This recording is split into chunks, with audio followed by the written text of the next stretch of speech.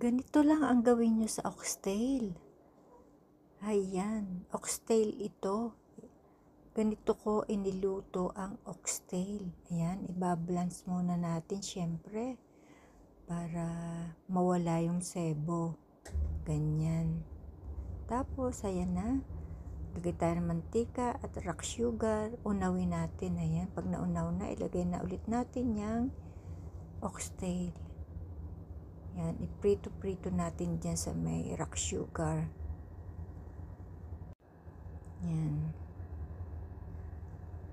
Lagay natin lahat dyan. Ayan na. Ayan. Parang ipiprito lang natin siya. At para makover siya ng sugar, ng rock sugar, ganyan. Ayan. Ayan. Tapos, ilipat na natin sa ibang lagayan. At mag-isa naman tayo ng luya at bawang. Tapos, lagay natin yung sibuyas.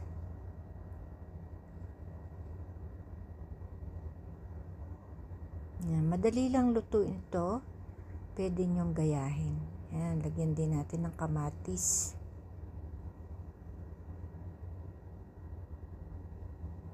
Pag nagisa-gisa na natin yan, ilagay na natin yung oxtail. Ayan.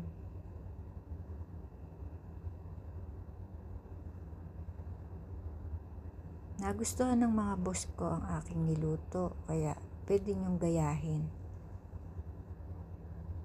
Ayan. Tapos, ilagyan ko rin ng konting ganyan.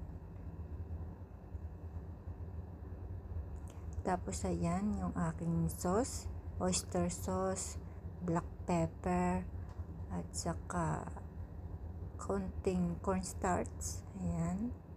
Tapos, may konting toyo, ang ginamit ko nga pala ay chicken broth.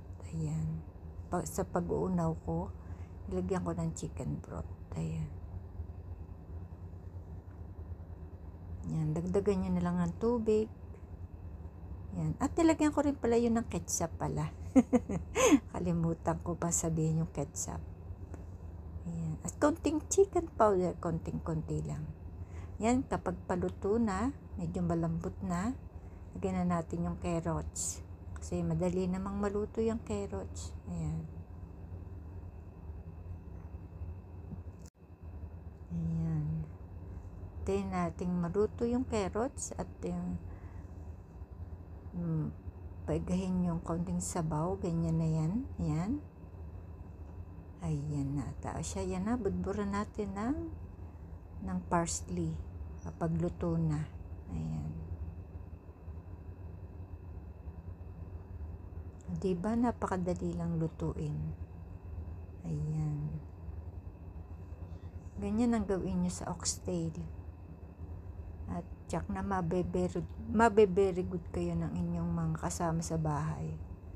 Ayan, ready na siya. Super malambot na yung karne. Tapos,